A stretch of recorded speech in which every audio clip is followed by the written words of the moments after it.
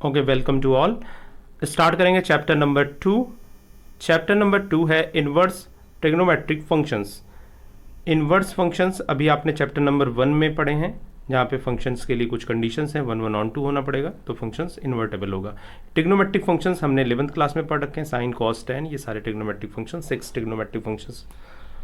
In fact 10th class में भी आपने थोड़ा बहुत इंट्रोडक्शंस पढ़े हैं ट्रिग्नोमेट्रिक फंक्शंस के। तो ट्रिग्नोमेट्रिक फंक्शंस के इन्वर्सेस देखने पड़ेंगे। उसके पहले हमें चेक करना पड़ेगा जो हमने 11th क्लास में फंक्शंस पढ़े हैं उसकी रेंज और डोमेन इन्वर्टेबल फंक्शंस की कंडीशन को कंप्लीट करती हैं या नहीं। अगर नहीं करती हैं तो कौन सी कंडीशंस होंगी जिससे हमारा फंक्शन इन्वर्टेबल होगा।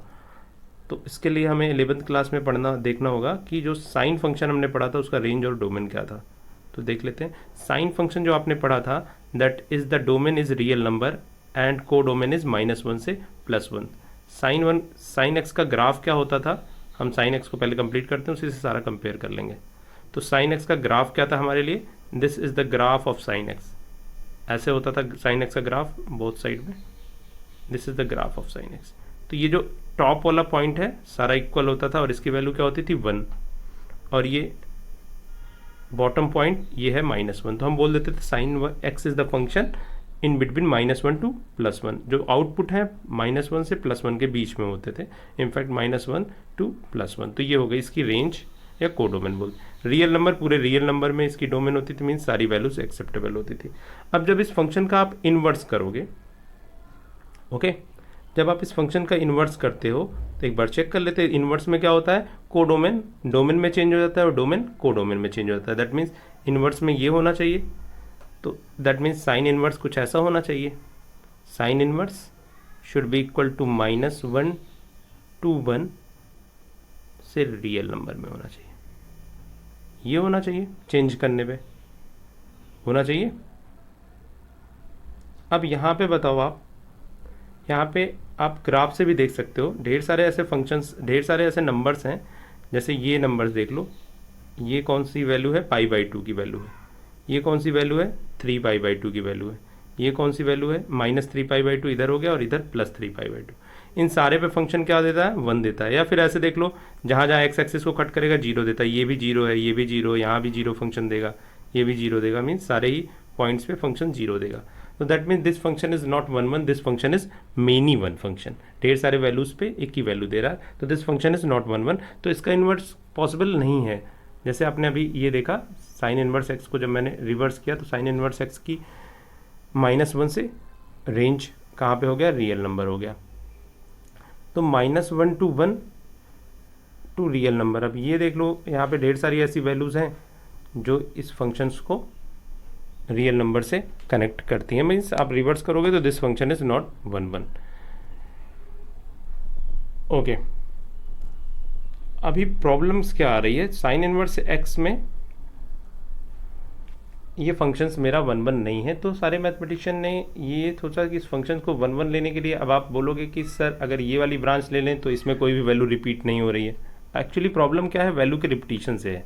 तो ढेर सारे इसमें आप ढेर सारे आंसर ऐसे दोगे कि अब हमें इस फंक्शन को 1 1 देना है तो पूरे फंक्शंस को कंसीडर नहीं करना है, हमें उसकी एक ब्रांच को कंसीडर करना है जो 1 1 हो। तो यूनिफॉर्मली सारे मैथमेटिशियन ने माना कि π/2 से, ऐसी तो ढेर सारी ब्रांच है बट मैथमेटिशियन एग्री हुए -π/2 टू +π/2। ये -π/2 वाला पॉइंट है और ये +π/2। तो -π/2 से +π/2 मेरा फंक्शन क्या होता है, 1 1 होता है और ऑन टू होता है। तो ये है -π/2 से +π/2। तो इसी को बोला this is the principal value branch. ये है हमारी प्रिंसिपल वैल्यू ब्रांच, जहाँ पे हमारा फंक्शन क्या होता है, 1 1 ऑन टू होता है। तो दैट मीन्स इसमें हम साइन एक्स को इन्वर्स कर सकते हैं। ओके, तो हमें क्या करना पड़ेगा, प्रिंसिपल वैल्यू ब्रांच में ही फंक्शंस को कंसीडर करना पड़ेगा और वहीं इसका इन्वर्स स्टडी करना पड़ेगा, क्योंकि सारी ब्रांच हम कंसीडर नहीं कर सकते। तो अभी क्या करना है आपको, हर फंक्शन के लिए, कॉस के लिए, टेन के लिए, सबको प्रिंसिपल वैल्यू ब्रांच में याद करनी है। अब प्रिंसिपल वैल्यू ब्रांच साइन के लिए क्या हो गई, साइन एक्स कहाँ से कहाँ तक डिफाइन होगा, in fact sine x is defined from, not from whole real number to -1 to +1। In fact इस रियल नंबर को हमने चेंज कर दिया this is from minus pi by two to pi by two. इस वाले रेंज में अगर मैं चेक कर रहा हूँ, दिस इज -1 to 1, यहाँ पे तो कोई प्रॉब्लम नहीं है, दिस इज साइन एक्स। अब इसको अगर आप इन्वर्स करोगे तो ये फंक्शन 1 1 भी होगा, ऑन टू भी होगा, ग्राफ से भी आपने देख लिया है, यहाँ पे कोई वैल्यू रिपीट नहीं हो रही है। अब इस फंक्शन को अगर आप इन्वर्स में लिखना चाहोगे तो ये होगा sine inverse x is equal to, अब हमारा कोडोमेन डोमेन में चेंज हो जाएगा, that is -1 to 1 to minus pi by two to pi by two. अब ये मेरा minus pi by two to pi by two क्या है, this is the principal value range. ये रेंज इंपॉर्टेंट है, ये याद होनी चाहिए, यही हमने साइन एक्स में चेंजेस किए हैं, इस ब्रांच को कंसीडर किया है, तो आप ये याद रखोगे। और देख लेते हैं हम कुछ और, हमारे पास सारे ट्रिग्नोमेट्रिक फंक्शंस हैं, तो ये हम एक इमेज देख लेते हैं जिससे हमें और क्लियर हो जाएगा। और सारे इन्वर्स ट्रिग्नोमेट्रिक फंक्शंस का जो ये प्रिंसिपल वैल्यू ब्रांच है, ये आपको याद होना चाहिए। ये देखना आप, sine inverse x from -1 to -pi by two to pi by two, cos inverse x -1 से +1 टू 0 टू पाई। तो हमने इसके इन्वर्स ट्रिग्नोमेट्रिक फंक्शंस के रेंज में चेंजेस कर दिए, क्योंकि यहाँ पे रियल नंबर था तो रियल नंबर प्रॉब्लम क्रिएट कर रहा था, तो हमने इसको क्या चेंज कर दिया, -पाई/2 से +पाई/2। ऐसे ही कॉस का 0 से पाई लिया, तो ये आपको एक तरीके से याद रखना है, you have to remember these things. तो आपको ये पूरा याद रखना है, principal value branch. Okay, so you have to remember. अब यहाँ पे याद रखने का भी सिंपल सा तरीका है, एक बार ये देख लेते हैं। यहाँ पे आप ध्यान से देखोगे साइन को, कॉसेक को और टैन को, तो काफ़ी सिमिलैरिटीज़ हैं, साइन, कॉसेक और टैन। साइन में देखना -पाई/2 से पाई/2 है प्रिंसिपल वैल्यू ब्रांच। कॉसेक में -पाई/2 से पाई/2 माइनस सिंगलटन 0, क्योंकि सिंगलटन 0 पे फंक्शन डिफाइन नहीं होता, इन्वर्स उसका डिफाइन नहीं होता, तो जहाँ पे डिफाइन नहीं होगा उसको हमें एक्सक्लूड करना है। टैन इन्वर्स एक्स में क्या है, ओपन ब्रैकेट -पाई/2 टू +पाई/2, तो तीनों को एक साथ याद रखना। ऐसे ही कॉस वाले में देखना 0 टू पाई है क्लोज इंटरवल, सेक में क्या है 0 से पाई -पाई/2, और कॉट में क्या है 0 से पाई ओपन इंटरवल। तो ईजिली आई थिंक आप याद कर लोगे, और ये चार्ट आपको कॉपी में बना के याद रख लेना है। अब आगे हम स्टडी करेंगे इनके फंक्शंस की प्रॉपर्टी। ओके, ये साइन एक्स का ग्राफ आप देख रहे हो, और ये ग्राफ है साइन इनवर्स एक्स का। सिंपली एक्स एक्सिस और वाई एक्सिस को आपस में चेंज कर लो, तो साइन इनवर्स एक्स का ग्राफ साइन एक्स से कनेक्ट आप कर सकते हो। देखो यहाँ पे जो एक्स एक्सिस है इसको वर्टिकल ले लिया गया है, और यहाँ पे भी आपको बताया गया है कि y is equal to x के अलॉन्ग अगर मिरर इमेज ले लोगे तो आप ये ग्राफ आपका फॉर्म हो जाता है। y is equal to x के अलॉन्ग, ये मिरर इमेज हो गई। देखो ये वाला जो ग्राफ जा रहा है इसकी इमेज ये बन गई, ये ग्राफ इसकी इमेज ये बन गई। ग्राफ उतना इंपॉर्टेंट नहीं है अभी 12th के पॉइंट ऑफ व्यू से। हाँ, कॉन्सेप्ट जिसको ग्राफ का और इंटरेस्ट हो बाद में मैं इसकी वीडियो बना दूंगा, अभी के लिए इतना समझ लो, एक्स एक्सिस और वाई एक्सिस को आप इंटरचेंज कर दोगे।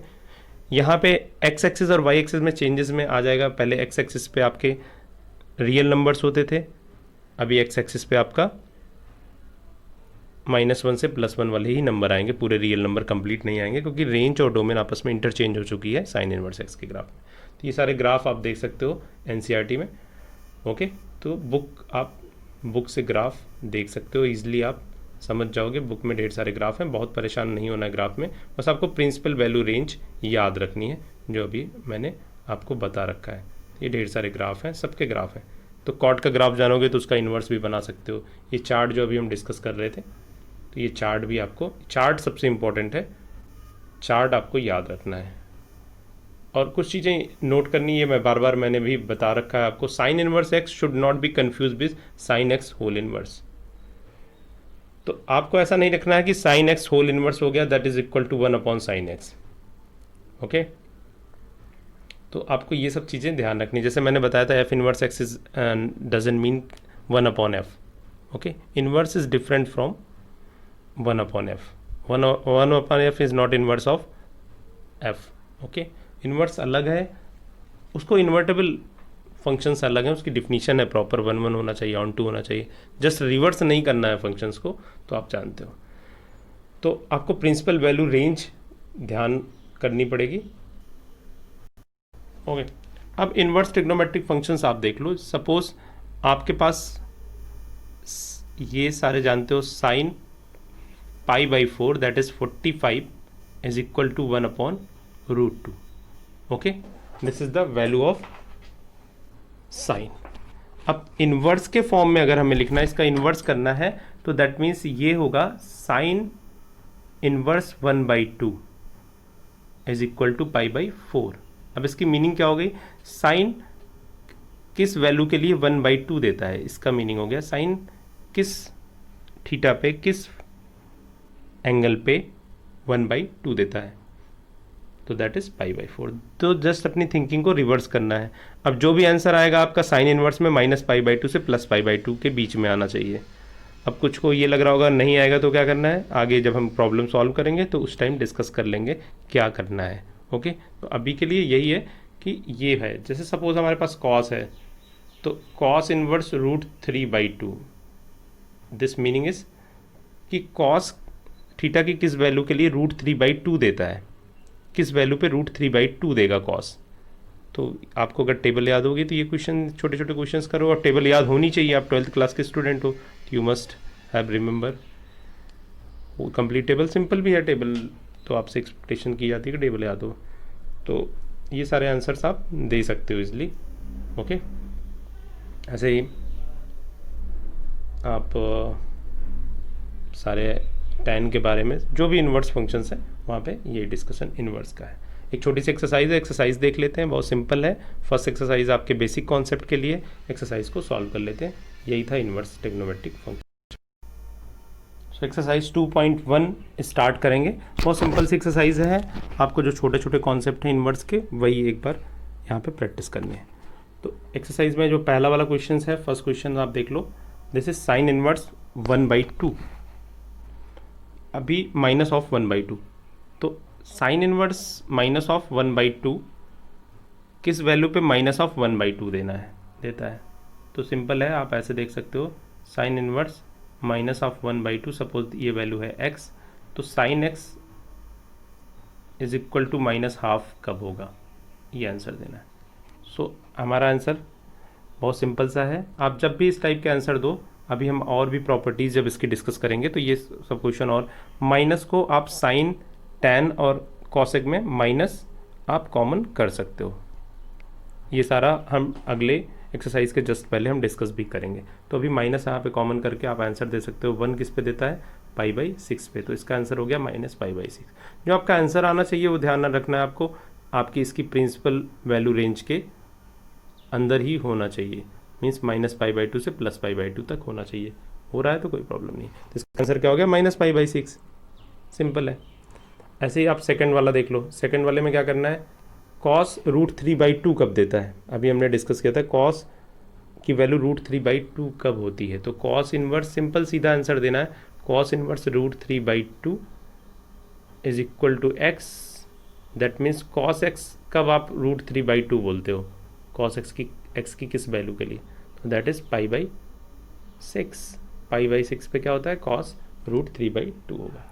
ऐसे ही कॉस इनवर्स 2 कब होता है, तो कॉस इनवर्स 2 की वैल्यू भी वही है, π/6। ऐसे ही tan इनवर्स -√3 कब होगा, तो tan होता है, tan √3 कब देता है, tan √3 देता है π/3 पे, तो माइनस लगा हुआ है इसलिए -π/3। तो सारी प्रिंसिपल वैल्यू रेंज के अंदर आंसर आ रहा है, इसलिए कोई प्रॉब्लम नहीं है। ओके, सो नेक्स्ट फिर से हम डिस्कस कर लेंगे इसको।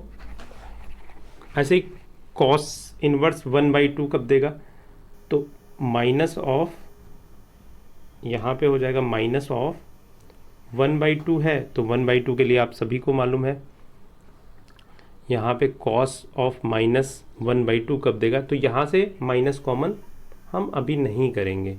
यहाँ पे क्वेश्चन को सॉल्व करने का तरीका क्या है बता देता हूँ आपको। ओके, माइनस वाले में आप ऐसे कर लो, वैसे इसके आगे हम फार्मूले डिस्कस करेंगे। अभी आप कैसे करोगे इसको, तो यहाँ पे लिख देना cos of cos inverse minus 1/2, suppose ये x के इक्वल होगा। तो आप जब सिंप्लीफाई करोगे तो ये हो जाएगा cos x is equal to minus 1/2। 1/2 को आप क्या लिख सकते हो, माइनस 1/2 को आप लिख सकते हो कॉस ऑफ π/3। ओके, अब यहाँ पे माइनस है तो इसको आप ऐसे लिख सकते हो पाई माइनस के फॉर्म में, दिस इज पाई माइनस π/3, क्योंकि यहाँ पे माइनस को अंदर करोगे तभी आप कंपेयर कर सकते हो। तो ये है pi minus π/3, cos pi minus theta that is minus of cos theta. So अब पाई माइनस π/3 क्या हो जाएगा, 2π/3, this is equal to cos 2π/3। अब कंपेयर करोगे तो x की वैल्यू क्या हो जाएगी, 2π/3, x इज इक्वल टू 2π/3। अब प्रिंसिपल वैल्यू रेंज जिसको याद होगी इसकी प्रिंसिपल वैल्यू रेंज, तो आपको याद है ये बिलोंग्स करेगा 0 से पाई, 0 to पाई क्लोज इंटरवल में बिलोंग करना चाहिए, कॉस की रेंज है। कॉस की प्रिंसिपल वैल्यू रेंज में ही सारे होने चाहिए, जो भी हम इनवर्स ट्रिग्नोमेट्रिक फंक्शंस पढ़ रहे हैं प्रिंसिपल वैल्यू रेंज में पढ़ रहे हैं। प्रिंसिपल वैल्यू रेंज क्या है, जहाँ पे फंक्शन 1/1/2 हो जाता है, uniformly accepted where the function is 1/1/2, और इनवर्स के लिए हमने 1/1/2 करना है। तो ये आई थिंक आपको समझ में आ गया होगा। ओके, क्वेश्चन नंबर 6 स्टार्ट करते हैं। क्वेश्चन नंबर 6 में क्या है, tan इनवर्स -1। अब tan इनवर्स -1 में क्या करना है, tan inverse -1 is equal to, फिर से वही माइनस ऑफ tan 1। अब यहाँ पे एक मिनट इसको चेंज करते हैं, ऐसे करना, आप सबको x के इक्वल ले लेते हैं जैसे स्टार्टिंग में कर रहे हो। जिसको नहीं समझ में आ रहा वैसे डायरेक्ट आंसर दे सकते हो, दिस इज इक्वल टू -π/4। फिर भी आप जिसको नहीं समझ में आ रहा है ऐसे कर लो, दिस इज x के इक्वल होगा, फिर इसको लिख लोगे tan x क्या हो जाएगा, -1 के इक्वल। अब माइनस यहीं पे रहने दो, 1 को क्या लिख सकते हो, tan π/4 लिख सकते हो। अगर tan की थोड़ी सी प्रॉपर्टी आपको याद होगी तो माइनस आप इनसाइड लिख सकते थे tan में, तो ये क्या हो जाएगा, tan ऑफ,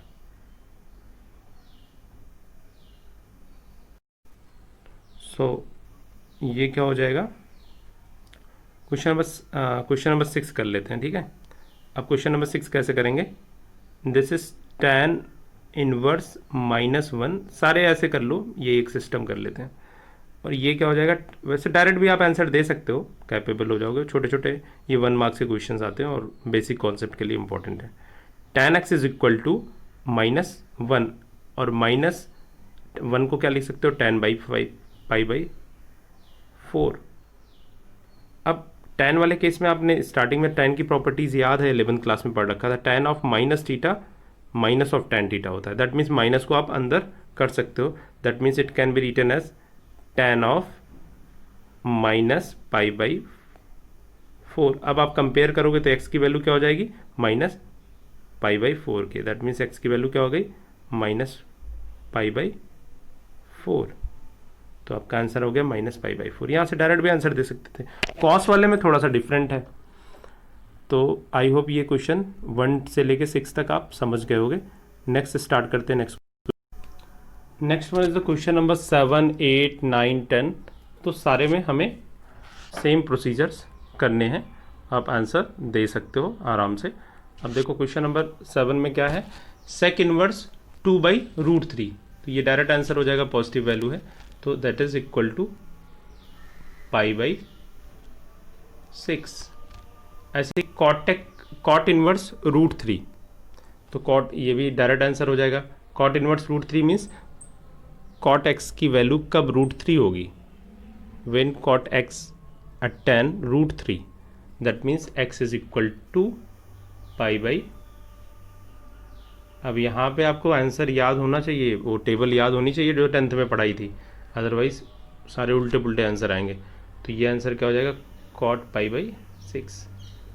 अब cos इनवर्स 1/√3 माइनस में cos इनवर्स, तो यहाँ पे अब जहाँ पे माइनस वाला है, अभी प्रॉपर्टीज़ हम पढ़ाएंगे तो और आसानी से आप सॉल्व कर लोगे, बट अभी आपको इस तरीके के क्वेश्चंस तो ऐसे ही करने हैं। cos inverse minus of 1/√3 1/√2, this is equal to x। So cos inverse cos x is equal to minus of √2। And that is equal to minus of cos π/4 √1/√2 को लिख सकते हो। और जब माइनस की एंट्री होती है तो कॉस पाई माइनस π/4 में चेंज हो जाएगा, और पाई माइनस π/4 क्या हो जाएगा 3π/4। तो इसका आंसर क्या हो जाएगा, एक्स की वैल्यू 3π/4। साथ में आपको ध्यान रखना ये प्रिंसिपल वैल्यू रेंज में आ रहा है, यस ये प्रिंसिपल वैल्यू रेंज में आ रहा है। क्यों इस 0 से पाई के बीच में होना चाहिए, yes 3π/4 is the in between 0 to pi. ऐसे क्वेश्चन नंबर 10 कॉसेक -√2, तो दैट इज माइनस ऑफ π/4। तो 1 से 10 तक स्ट्रेट फॉरवर्ड क्वेश्चन थे, बस आपको टेबल की प्रैक्टिस थोड़ी सी होनी चाहिए, और जो जहाँ पे माइनस आ रहा हो कॉस के साथ, कॉट के साथ और सेक के साथ, वहाँ पे पाई माइनस करके फार्मूले को सॉल्व करना है। क्यों करना है ये आप देख रहे हो। Okay, next question number 11, 12 and 13 and last 14 ये डिस्कस एक बार कर लेते हैं, देख लेते हैं कि इन क्वेश्चंस में करना क्या है। अब यहाँ पे सिंपली इनका सम पूछा गया है, फिर से वही क्वेश्चंस आपको सॉल्व करने। यहाँ पे क्या करना है, यहाँ पे बेसिकली आपको tan 1 की वैल्यू क्या होगी π/4, cos 1 minus half, cos 1 minus half अभी आपने निकाला था एक क्वेश्चंस में, पाई माइनस π/3 दैट इज 2π/3, ये क्वेश्चन में ही है, आपने अभी फाइंड आउट किया था। और साइन माइनस हाफ की वैल्यू क्या हो जाएगी, माइनस ऑफ π/6, सारे को ऐड कर लोगे आपका आंसर आ जाएगा। ऐसे ही क्वेश्चन नंबर 12 आप कर लोगे इजीली, यहाँ पे ऐड कर लोगे हाफ की वैल्यू और कॉस इनवर्स।